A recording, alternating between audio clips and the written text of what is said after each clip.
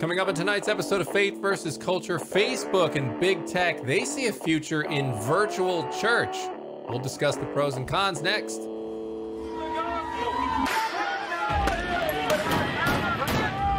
have sex before you marry is a bad idea. Don't tell me there's no such thing as gun violence. That just depends on your definition of when life begins. There are problems of sin and habit that cannot be solved outside the person of our Lord Jesus Christ.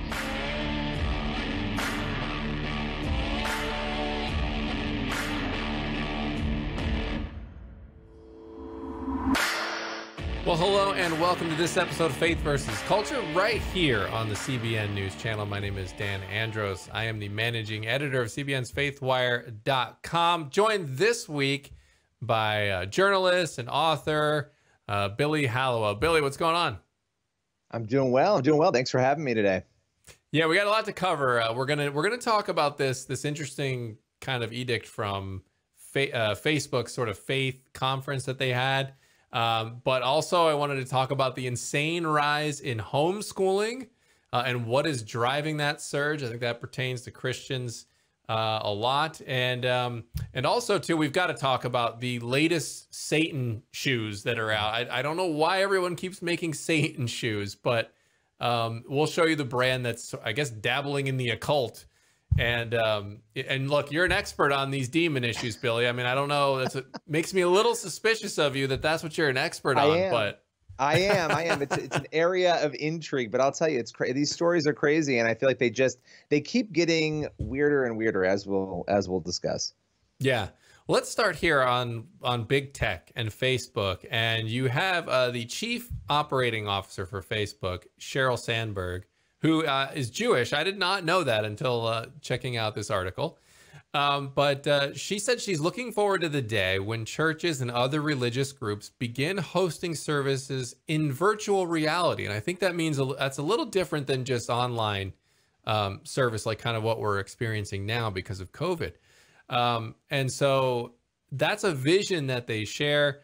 She said, as a person of faith myself, I know how important it is for my family to be able to stay connected with our Jewish community remotely. We've been able to celebrate high holy days from our home thanks to technology. And she talked about how that's kind of the point of Facebook, at least as they see it, is to bring people of like minds and that share interests, bring them together, allow them to be able to connect in ways that they normally couldn't if they're not geographically near one another. So on the outset, it seems like, all right, seems like a good idea. I mean, we've benefited from COVID, being able to not miss church when we were really forced not to. But let's flesh this one out a little bit, Billy. Where can we see some positives? What are some things we need to be concerned about?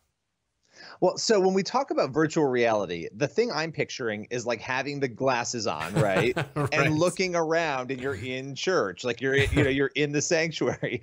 Yeah. Now, I don't know exactly if that's what she's imagining, but let's start with the positives, right? The positives, you just mentioned it, COVID, what we just went through, all of the things, even some people are still remote for different reasons, if they're immune compromised, whatever.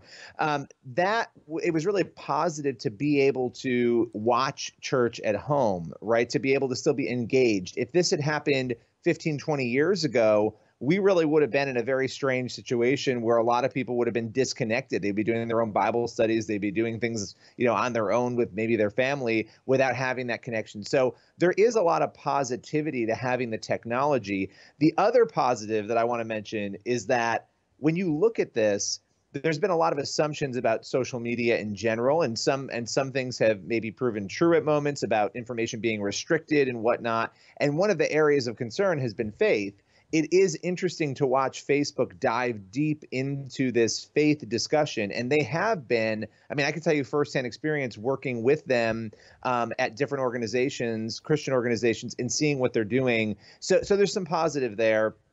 I think on the other side, though, and then you could speak to this, I'm sure, but my concern is that we're encouraging people potentially to not be in person in community, which is a major part in my mind of our faith. Again, in community together, celebrating and worshiping Jesus. It seems like that's a hard thing to do remotely only. Yeah. Yeah. And look, the Bible tells us to gather together. And I know some people have said, well, we're gathering together when we gather virtually. And I don't think that that's true, because you're able to get the message. And I think that's great. Like when you're in a pinch and, I know a couple times we've had to be traveling for various reasons. And so we're still able to get the message from church. And that's great. But you want that to be the exception, not the rule. And you want to be with the saints. You want to be with other believers. And to really be in the presence, because people just don't share the same way they do online. And first of all, you can't talk to anyone. It's a one-way message when you're receiving online church, right? Like it's really an emergency stopgap, in my view, so that you can just get the message and still at least be connected that way, and not feel like you completely skip church. But you don't get to talk to people. You don't get to, say, hey, how you doing? And have somebody, share something maybe they're going through. Or sometimes a lot of churches, they lay hands on one another when they pray. And there's so much more depth about meeting in person with one another that even with the virtual goggles on, I don't think you're going to be able to replicate. I just keep picturing myself wearing them, like in my living Everyone's room sitting alone, at and there's home people going, like reaching out to touch people who aren't there. I think for me, it's almost like, I think this is great in a lot of ways, right? You've got this focus on faith. We want to build community. To me, that's in addition to church, right? It's like, how can this, think about Facebook as a company, no matter what people think. I know there's lots of different views about social media companies right now, but as a company has made a decision to bring in Nona Jones, who's really heading this faith partnerships deal they've got going on and up.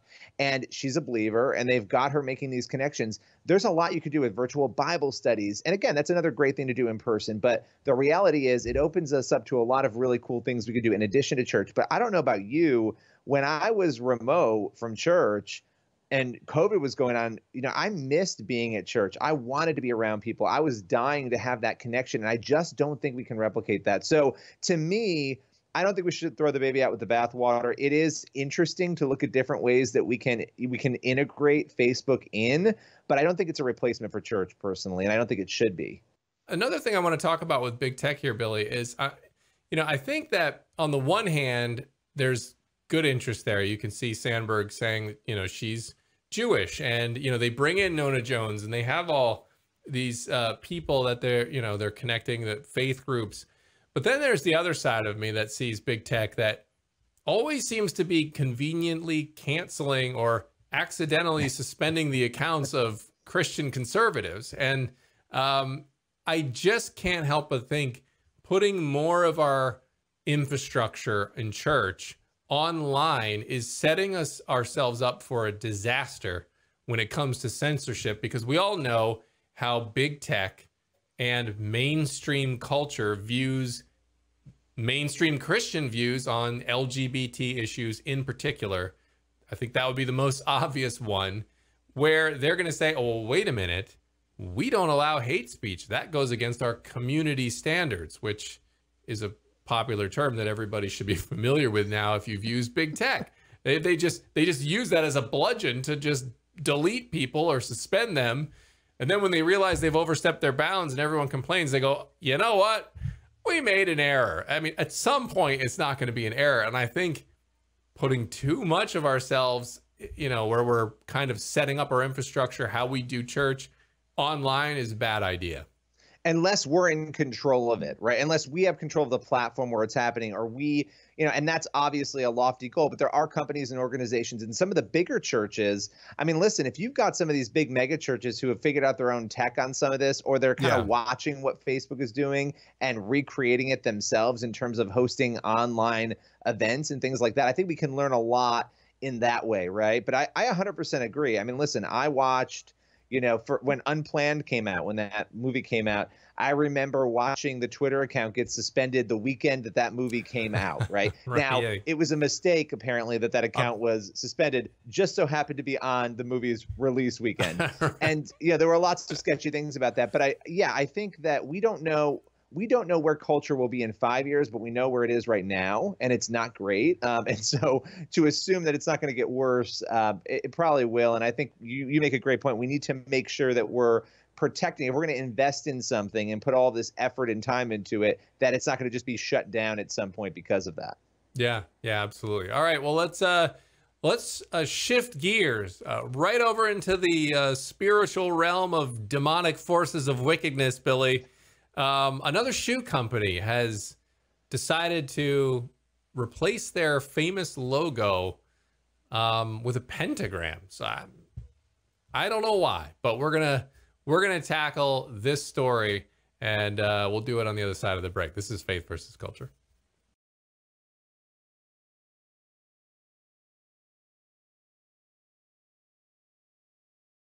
All right, we're back on this episode of Faith versus Culture. Dan Andros here, Billy Hallowell there this week, joining us as we cover stories that matter for the intersection of faith and culture.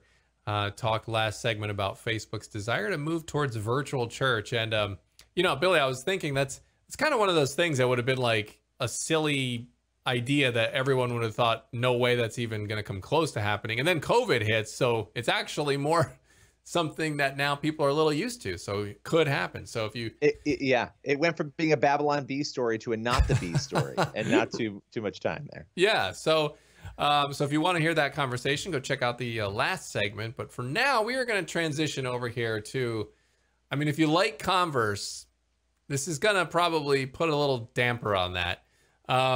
Earlier this week, Converse unveiled a new limited edition collaboration with fashion designer Rick Owens through his brand.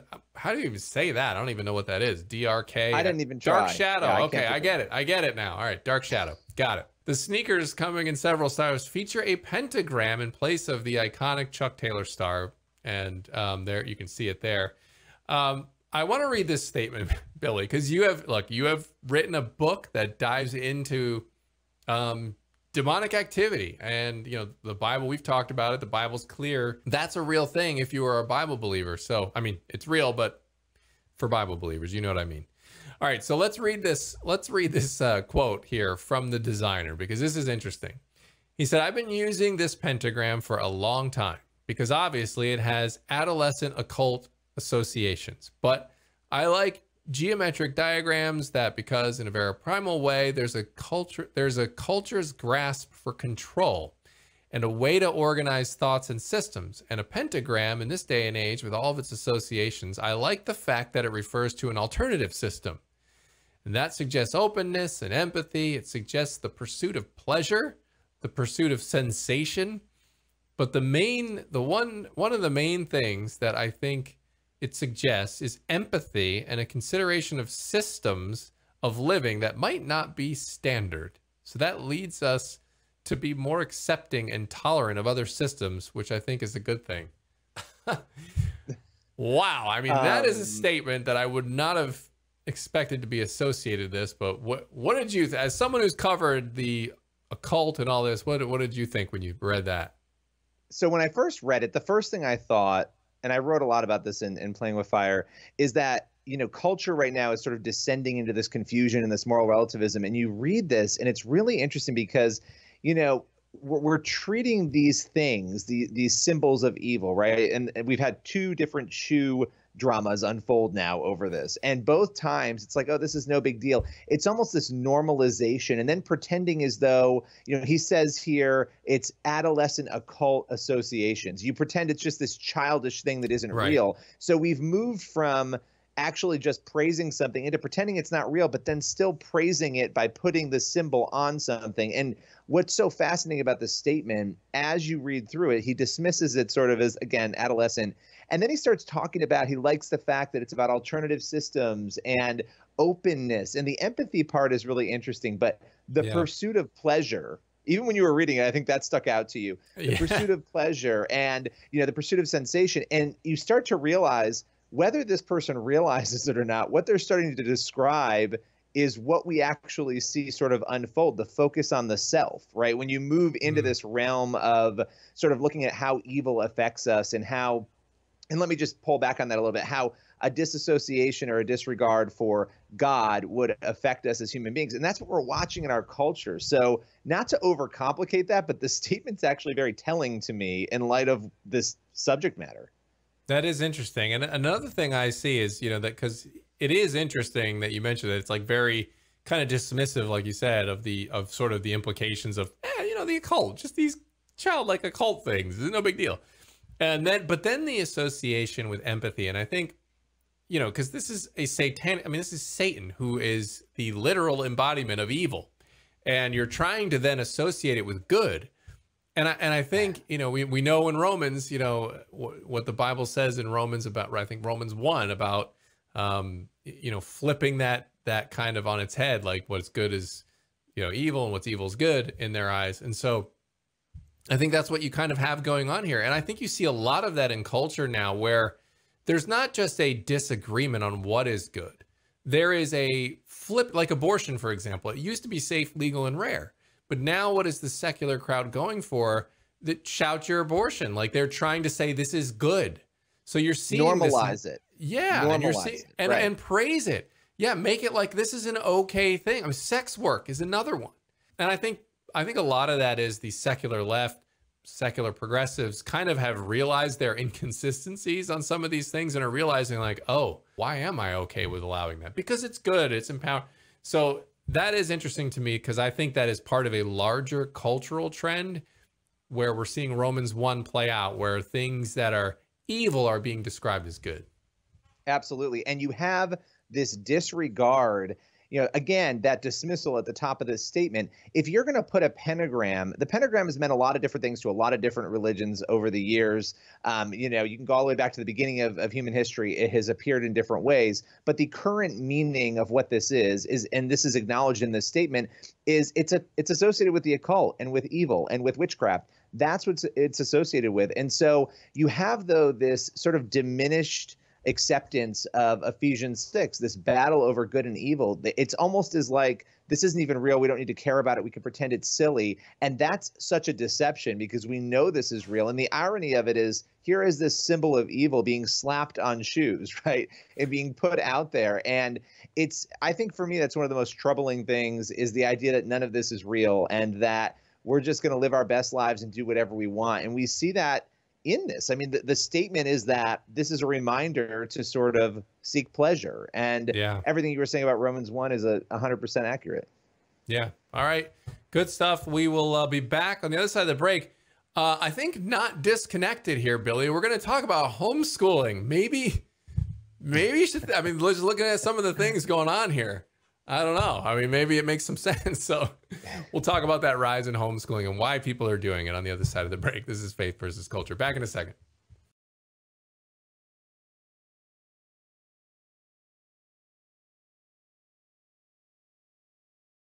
All right, we're back on this episode of Faith versus Culture, and we are here. Dan Andros here, Billy Hallowell there. We're going to dive in. We got a couple minutes left. I wanted to touch on this homeschooling story, Billy.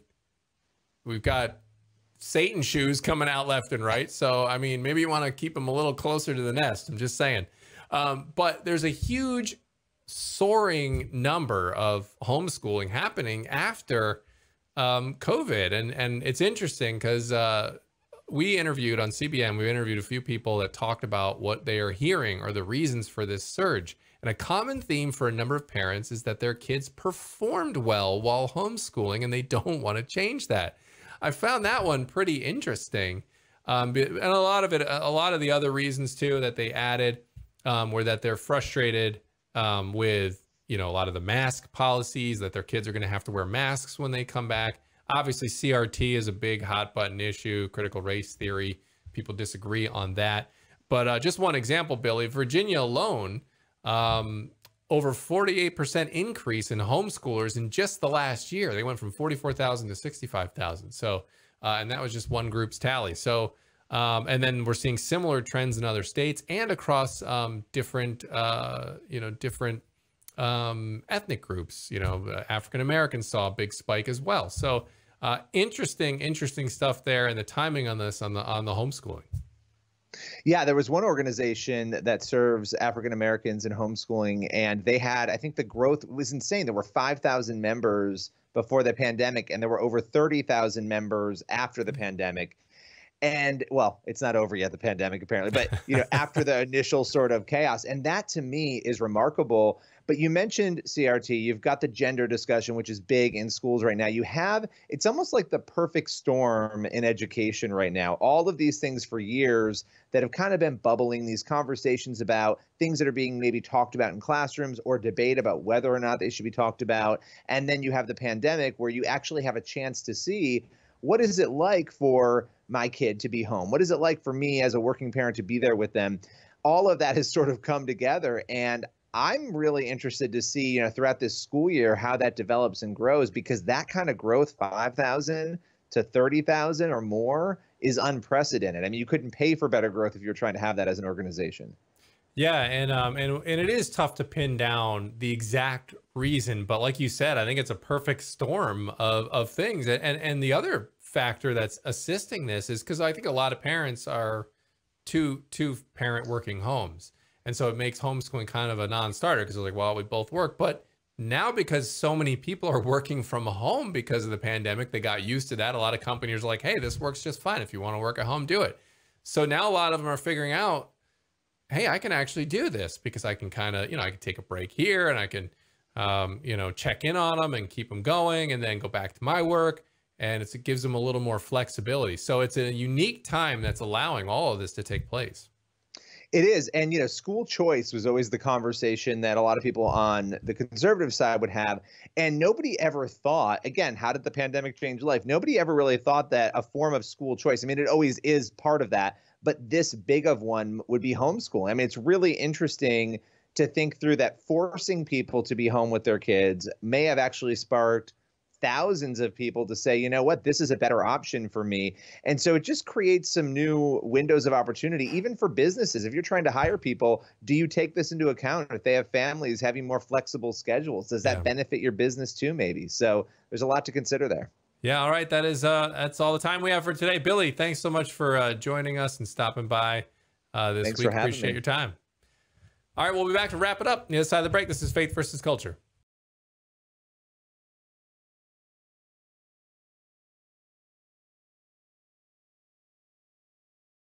All right, that is all the time we have for this episode of Faith versus Culture. Thanks as always for being here. And also, as always, we'll be praying for you throughout this week. We hope you have a great one. God bless. We'll see you back here next time.